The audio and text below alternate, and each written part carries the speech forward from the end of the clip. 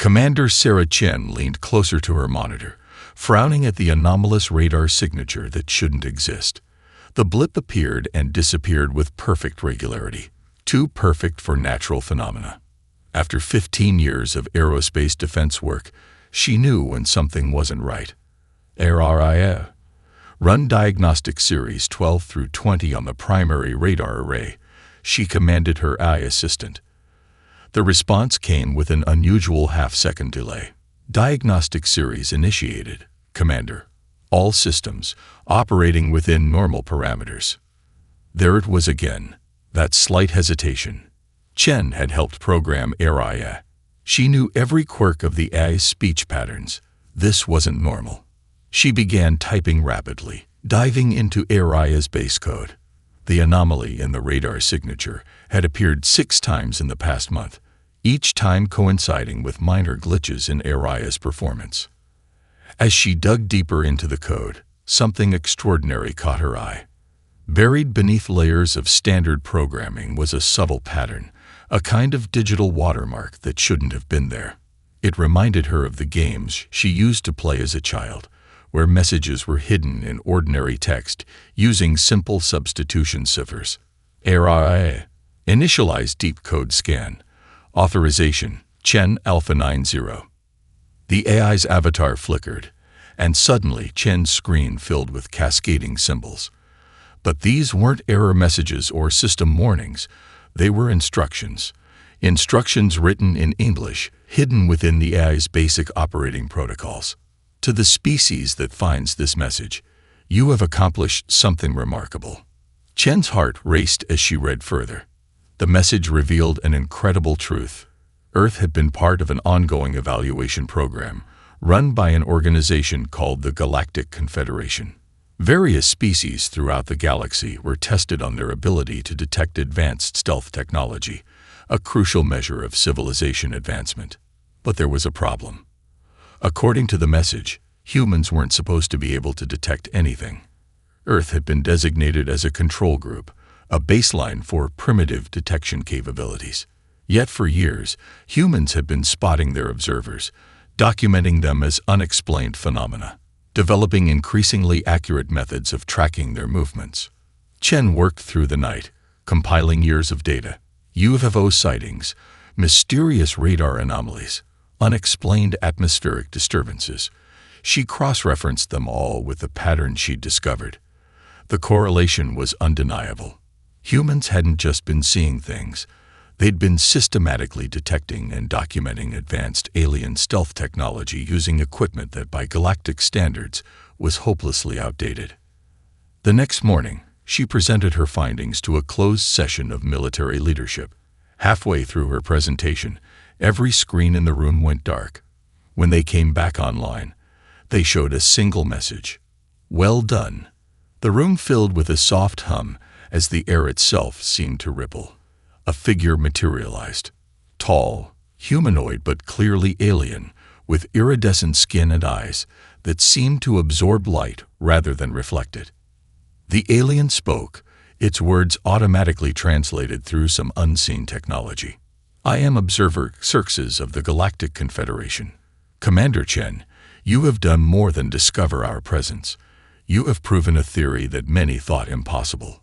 Chen stood her ground, mind racing with implications. What theory? That technological advancement is not the only path to perception. Your species relies on something far more interesting. Natural pattern recognition abilities honed through millions of years of evolution as both predator and prey. You see things not just with your instruments, but with instincts we barely understand.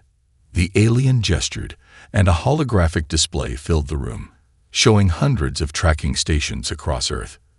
Your people have been documenting our movements with remarkable accuracy, using everything from sophisticated radar arrays to simple visual observation. You've even developed mathematical models to predict our ship's behavior patterns, all without knowing what you were really tracking. Chen thought about the radar signature that had started all this. The anomaly I was tracking. You wanted me to find it, didn't you? Xerxes made a gesture that might have been a smile. We created a deliberate pattern, yes, but finding it was only the first step. Understanding its significance, connecting it to Aria's code, assembling the larger picture, that was all you. You demonstrated exactly the kind of innovative thinking that makes your species so unique. And now, one of the generals asked. Now, Xerxes said, we have a proposition for humanity. One that will test the true extent of your capabilities. The alien's eyes fixed on Chen. Tell me, Commander, how good are your people at hiding? Chen felt a smile tugging at her lips. If these aliens thought humans were good at seeking, they had no idea what they were in for. Humanity had turned hiding into an art form long before they'd reached for the stars. Why don't you find out? She challenged. The game was about to begin. The Confederation's challenge was simple in theory, but staggering in scope. Hide 10,000 humans from the most advanced detection systems in the galaxy. Success would grant Earth immediate membership in the Galactic Confederation and access to technology centuries ahead of human development. Failure meant a century of quarantine, cut off from any interstellar contact. Commander Chen stood in the newly established Project Ghost Colony headquarters, watching holographic displays of alien sensor capabilities scroll past. The Confederation had provided basic technical specifications as part of the challenge, a gesture they clearly thought generous. What they didn't realize was that they'd just handed humanity their playbook. They're making this too easy, Dr. Lakshmi Patel, the team's chief technology analyst, said as she pored over the data. These specs tell us exactly how their detection systems work. Chen nodded. They don't think we can do anything with the information. I accessed their betting pools. They're giving us a 0.001% chance of success. Betting pools. Colonel James Martinez, her second in command, raised an eyebrow. Apparently, galactic civilization runs on wagers. Various species are already placing bets on how quickly we'll fail. Chen pulled up another hologram, this one showing the project timeline. We have 3 months to prepare, then 1 standard galactic year to remain hidden. The team had taken over an abandoned military base in Nevada, converting it into a think tank unlike any in human history. Experts from every field were being brought in. Military strategists, physicists, anthropologists, even stage magicians, and survival experts. The Confederation observers watched with barely concealed amusement as humans approached the challenge in ways they considered primitive and irrelevant. Look at this, Dr. Patel said, highlighting a section of the alien specifications. Their entire detection paradigm is based on technology countering technology. They're looking for power signatures, radiation emissions, gravitational distortions, all the things advanced civilizations typically use to hide. But what if we don't use their playbook? Martins mused. What if we go older, more basic? Chen smiled. Exactly. They've given us the equivalent of a security system's technical manual. But sometimes the best way past a motion detector isn't to hack it. It's to crawl under it. The team worked around the clock, analyzing every aspect of alien detection capabilities. They discovered that while Confederation technology was incredibly advanced, it was also predictable. It looked for specific signatures, followed particular protocols. Like any system designed by conscious beings, it had blind spots. 2 months into their preparation, Chen received an urgent message. A Confederation survey ship had detected unusual activity around a gas giant in a nearby star system. The aliens were concerned that humans had already started their colony attempts ahead of schedule. Chen checked the coordinates and laughed. The unusual activity was actually a human deep space probe launched 5 years earlier, using primitive but clever gravitational slingshot maneuvers to study the outer solar system. The aliens' advanced sensors had completely missed it several times because they weren't programmed to look for something so technologically simple. That's it, Chen announced to her team. That's our advantage. They're expecting us to try to match their level of technology, to hide using their methods. Instead, we're going to hide in plain sight, using principles so basic they've forgotten they exist. She pulled up a new display, showing various celestial bodies within range of Earth's current space capabilities. We're not going to try to fool their sensors. We're going to make their sensors fool themselves. The team began finalizing their plans. They would combine the most primitive and advanced aspects of human knowledge, creating something the Confederation wouldn't expect. They weren't just going to hide a colony. They were going to make it disappear in ways that advanced technology couldn't comprehend. As the preparation phase neared its end, Chen received another message from Observer Xerxes. The betting odds against human success had increased to 0.1%. She sent back a single response: "Keep betting." The real game was about to begin, and humanity was holding cards the Confederation didn't even know existed. The Confederation observers shifted uncomfortably as they watched the latest group of experts arrive at Project Ghost Colony. Instead of the expected engineers and physicists, these newcomers included a Guatemalan jungle guide, 3 stage magicians, and a woman who had spent 30 years studying octopi camouflage techniques. Dr. Maya Sullivan, the project's lead anthropologist, was explaining her latest research to Commander Chen. Every human culture has games of concealment, Commander. Hide and seek isn't just play. It's training. For thousands of years, we've been teaching our children advanced principles of stealth through games. Chen watched as one of the magicians, David Zhang, demonstrated something to a group of engineers. Using nothing but careful movement and misdirection, he made a large metal container seem to vanish in plain sight. The engineers' instruments could detect the container, but their eyes insisted nothing was there. The aliens rely too much on their sensors, Zhang explained. They've forgotten that perception can be manipulated. We don't need to fool their instruments if we can fool their minds. In another section of the facility, Dr. Isabella Martinez worked with the jungle guide, learning how indigenous peoples had avoided detection for centuries. They studied the movement patterns of spiders building webs, the way tigers used native space in forests, how certain fish manipulated light and shadow. The breakthrough came from an unexpected source. 10-year-old Lisa Chen, the commander's daughter, was visiting the facility during a school holiday. While the adults discussed complex technological solutions, she was teaching other children a variation of hide and seek she'd invented. "You have to move like you're part of something else," she explained to her playmates. "Pretend you're a leaf falling or a cloud moving. Don't try to hide. Try to belong." Chen watched the children playing and had an epiphany. The team had been approaching the problem backward. They weren't trying to hide a colony. They were trying to make a colony that belonged so perfectly to its environment that looking for it would be like looking for a specific drop of water in the ocean. The project shifted focus. Instead of developing new stealth technologies, they began studying natural camouflage and adaptation. The octopi specialist, Dr. Sarah O'Connor, demonstrated how her subjects could match not just the color, but the texture and movement patterns of their surroundings. "It's not about becoming invisible," O'Connor explained. "It's about becoming indistinguishable from what's already there."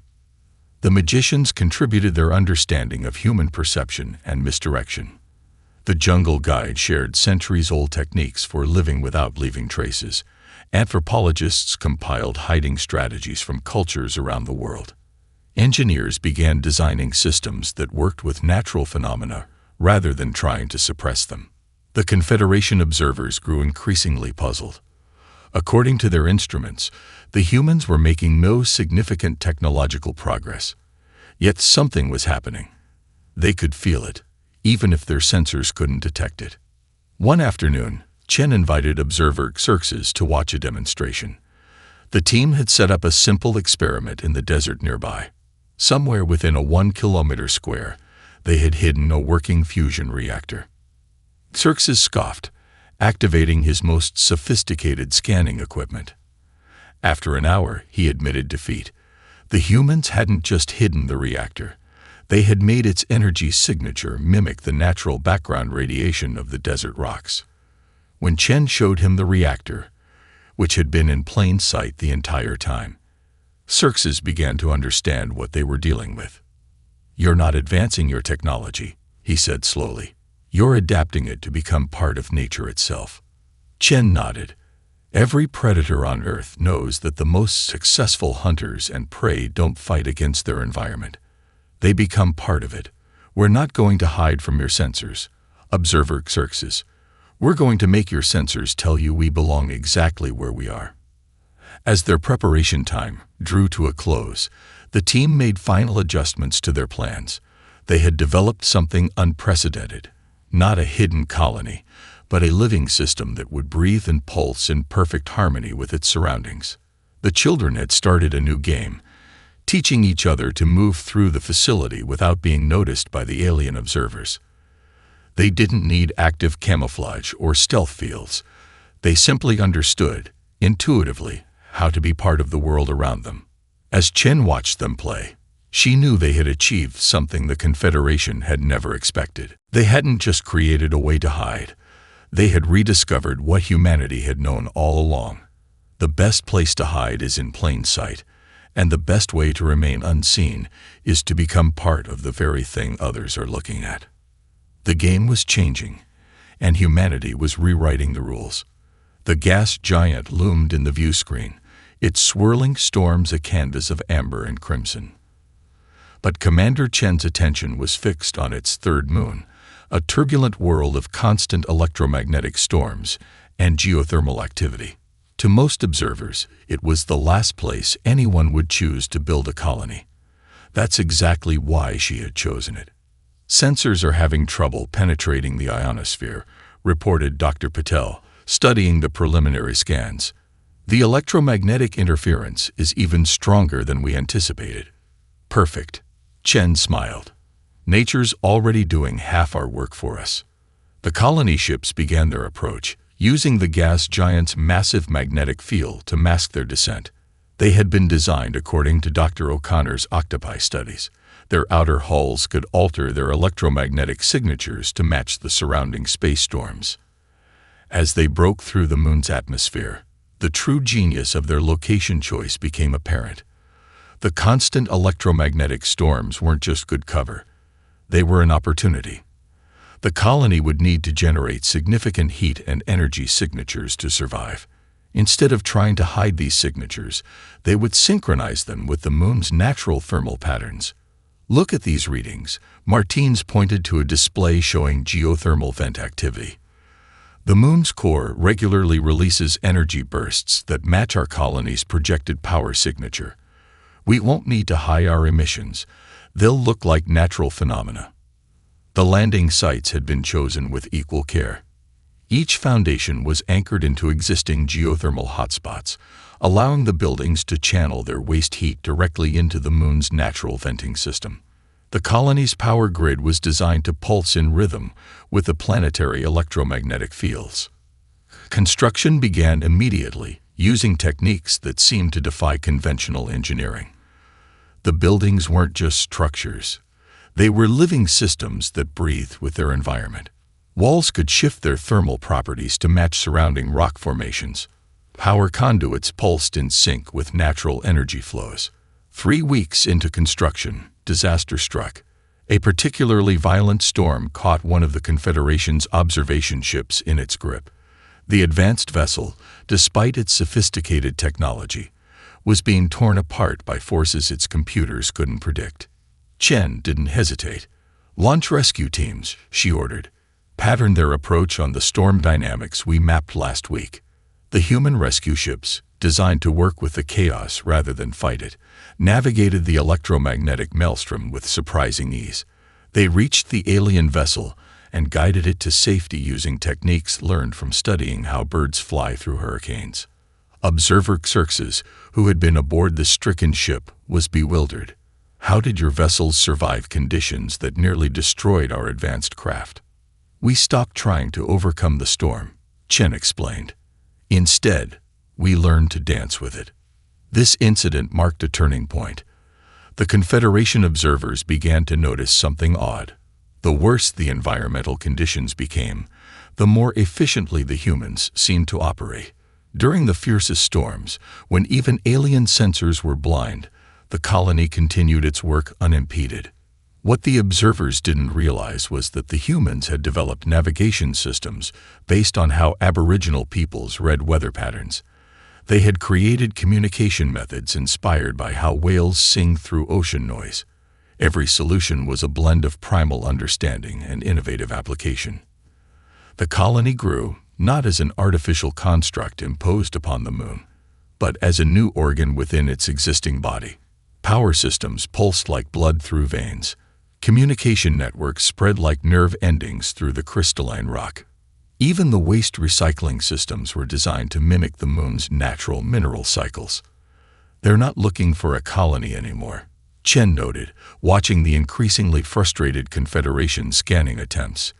They're looking for anomalies, for things that don't belong. But everything we build becomes part of this world's natural processes. By the time the main construction was complete, the colony had achieved something unprecedented. It hadn't just hidden from detection. It had become an integral part of the moon's ecosystem. The humans weren't fighting against the harsh environment. They were thriving within it, using its very hostility as their greatest ally. The perfect storm hadn't just given them cover. It had taught them how to become one with chaos itself.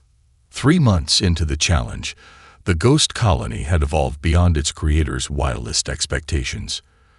Commander Chen stood in the central observation dome, watching colonists move through their daily routines with an almost supernatural awareness of sensor blind spots. Children played games that inadvertently trained them to exploit gaps in detection patterns.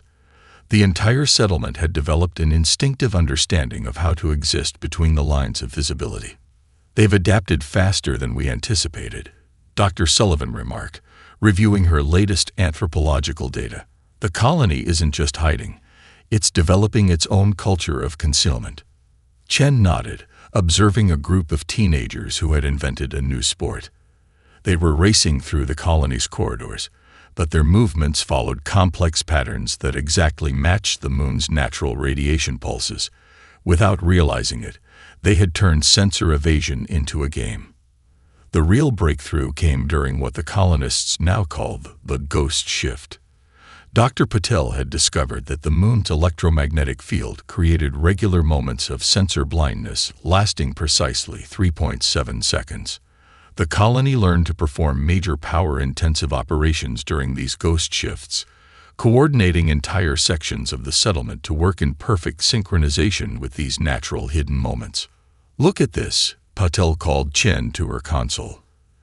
The Confederation's latest scan picked up 47 possible colony locations. She smiled. "None of them are real." Chen studied the data. The false positives were her favorite part of their strategy. Instead of trying to become invisible, they had made themselves too visible in too many places. Every power signature was designed to look almost, but not quite, artificial. Every heat trace suggested human activity, but in ways that could be explained by natural phenomena. "They're looking for needles in a haystack," Martins commented, "but we've made every piece of hay look like a potential needle." The colony's architecture had evolved as well. Buildings no longer tried to hide from sensors. Instead, they generated false readings that propagated through the moon's electromagnetic field, creating ghost images of themselves kilometers away from their true locations.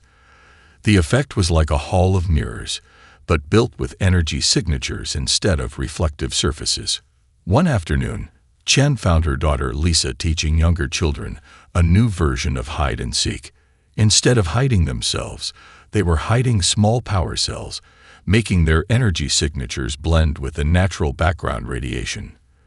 Without any scientific training, the children had intuitively grasped principles that had taken the adult engineers months to perfect.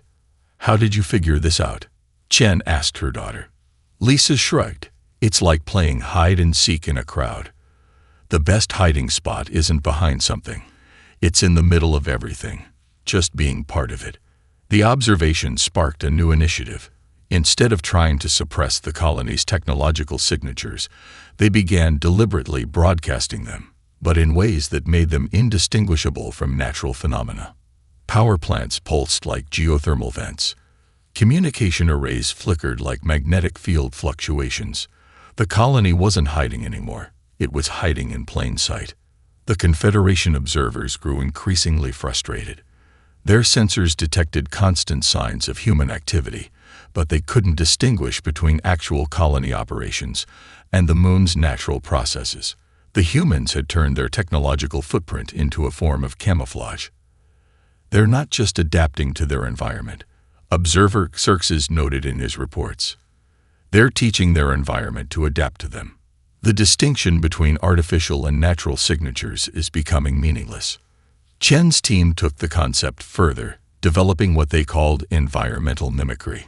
Colony systems began learning from and replicating the moon's natural patterns. Air recyclers matched their cycles to atmospheric turbulence. Water processing aligned with mineral spring flows. Even the colony's waste heat was transformed into perfect copies of natural thermal emissions. As the first phase of the challenge drew to a close, the colony had achieved something unprecedented. It hadn't just hidden itself. It had evolved into a new kind of settlement, one that existed in perfect harmony with its environment's natural deceptions. The humans hadn't needed to create new ways of hiding. They had simply learned to use the ones nature had perfected over billions of years. The game of hide and seek had become a game of becoming, and humanity was proving to be a master of adaptation. The warning came during a routine ghost shift. One of the colony's deep space monitoring arrays, disguised as a natural electromagnetic anomaly, detected unusual distortions in the moon's upper atmosphere. To most observers, it would have looked like another storm formation. But the children playing their sensor shadow games noticed it first. "The clouds are moving wrong," Lisa Chen reported to her mother. "They're not dancing with the wind anymore." Commander Chen immediately understood. The Confederation's more conservative factions had decided to take matters into their own hands. Their most advanced stealth ships were attempting to infiltrate the colony's airspace, using the storm as cover. But they had made a crucial mistake. After months of living in harmony with the moon's natural rhythms, the colonists could spot even the slightest disruption in its patterns. The supposedly invisible ships might as well have been broadcasting their positions with floodlights. "How many do you count?" Chen asked her sensor team. 7 ships, Commander," Martins replied, smiling. "They're using a triple-layered stealth field we're not supposed to be able to detect." The children's game mapped their positions perfectly. Chen gathered her team. Instead of raising alarms or taking defensive measures, they decided on a more subtle approach.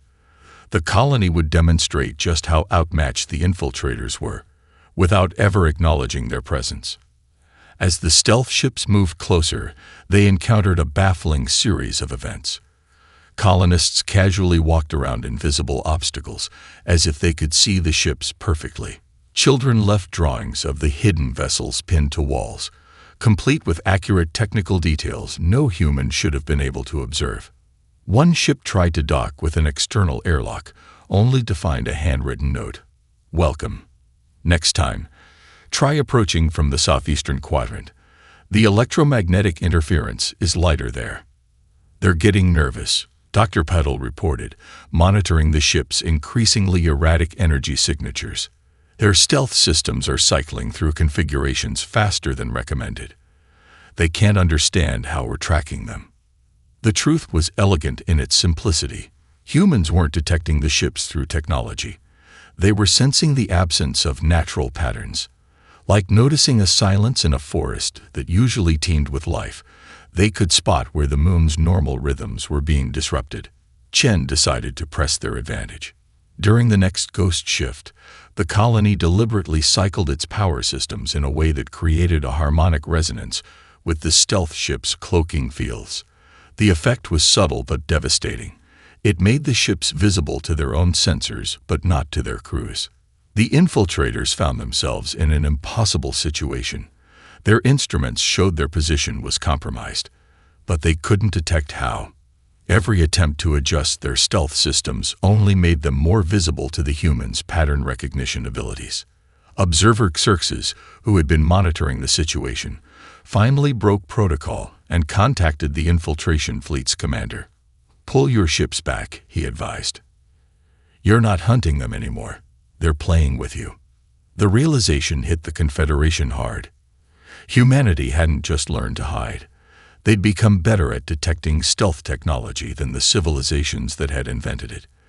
Their strength lay not in their tools, but in their ability to read and interpret natural patterns that advanced technology had learned to ignore. As the stealth ships retreated, Chen gathered the colony's children for a celebration. They had turned their games into an early warning system more effective than any artificial sensor network. Without realizing it, they had proven that humanity's greatest advantage was its ability to learn from and adapt to its environment. Why did they think they could sneak up on us? Lisa asked her mother. Didn't they know we've been playing hide and seek with the whole moon? Chen smiled. The aliens had tried to use technology to fool human perception. Instead, human perception had fooled their technology.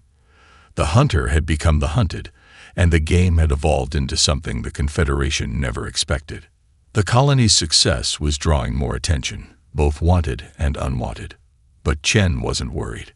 They had turned invisibility into an art form, and every attempted infiltration only made them better at their craft.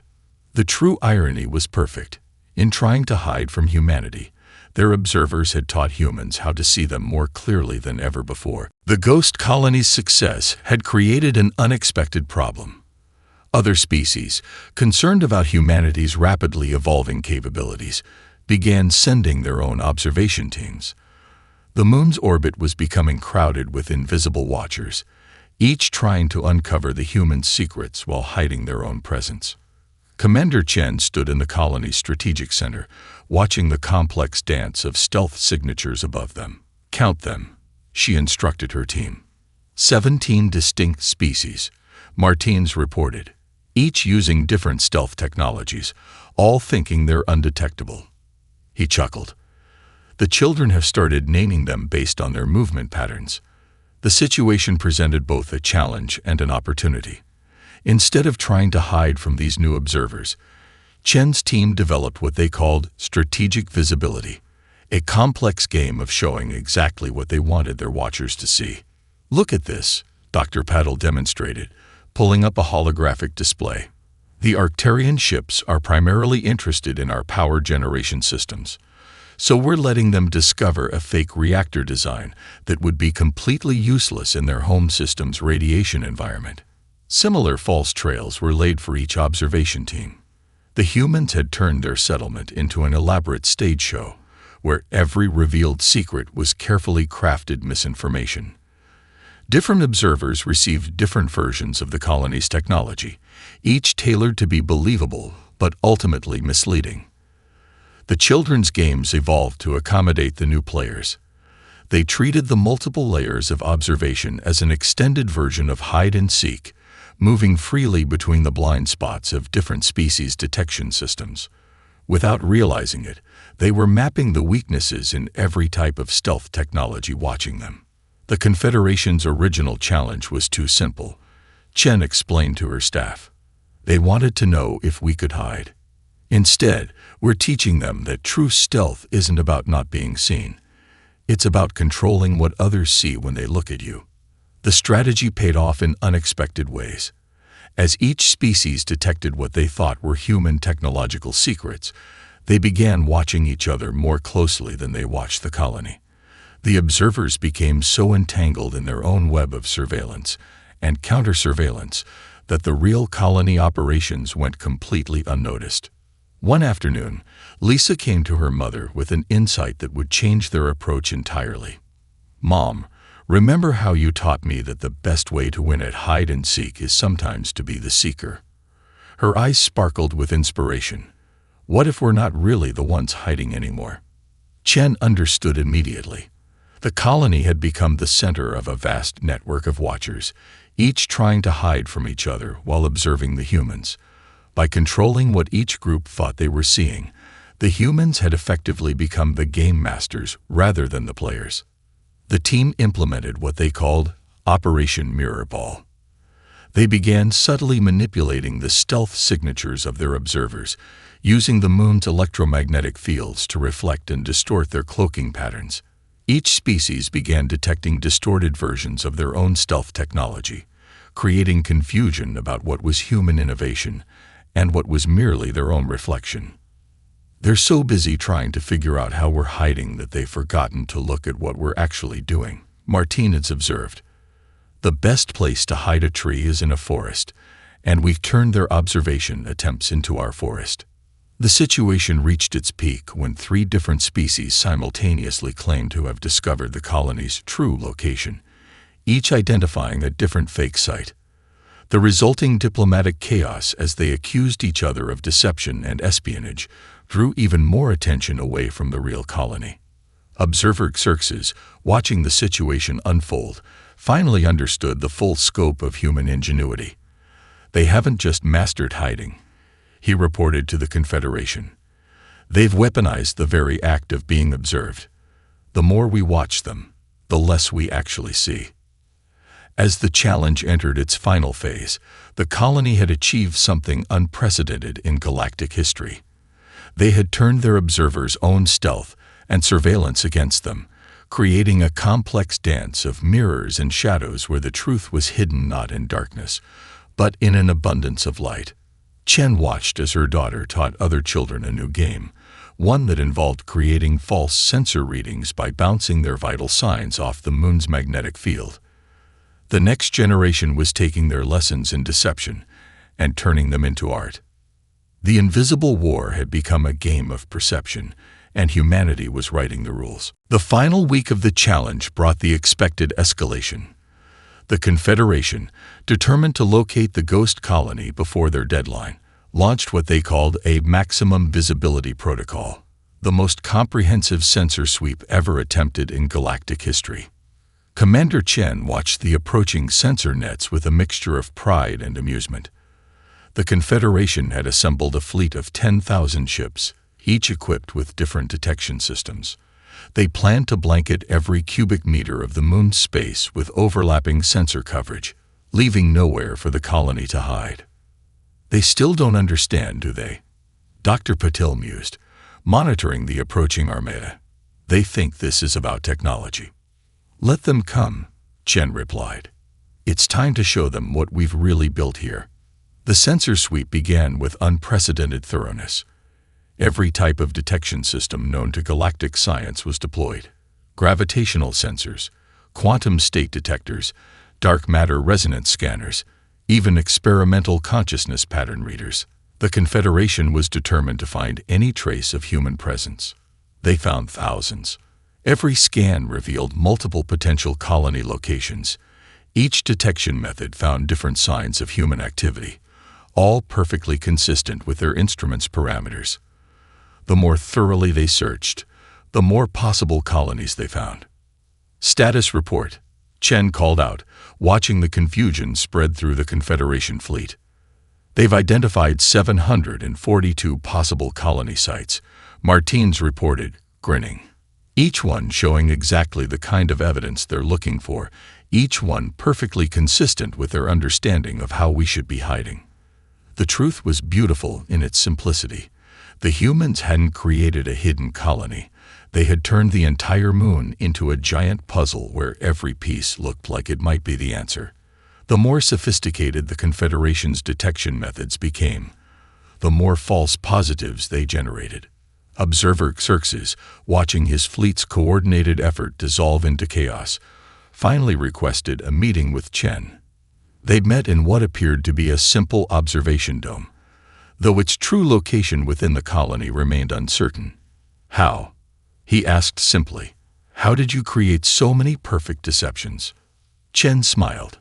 We didn't. You did.